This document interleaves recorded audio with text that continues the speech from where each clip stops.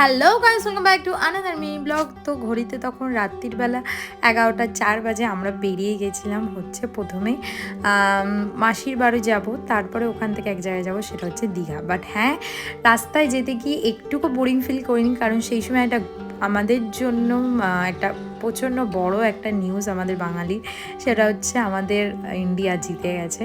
So then মাসিদের তুলে আমরা গাড়ি নিয়ে রওনা দিই। দেন মাঝখানে একটু ব্রেক নিয়ে দেন আবার আমরা চলে যাই, বেরিয়ে পড়ি, কারণ অনেকটা পথ যাওয়ার ছিল। দেন দীঘায় পৌঁছানোর পরে ওখানে কিছু কিছু নতুন জিনিস দেখতে পাই। জগন্নাথ মন্দির তৈরি হচ্ছে, এখনো পুরোটা কমপ্লিট হয়নি। তো দেন ওখানটা দেখার পরে তারপরে আমরা চলে আসি সমুদ্রের পাশে। এত সুন্দর লাগছিল কি বলবো। চা খাওয়ার পরে আমরা হোটেল বুক করতে চলে যাই। হোটেল পাওয়ার পরে দেন আমরা ফ্রেশ হই।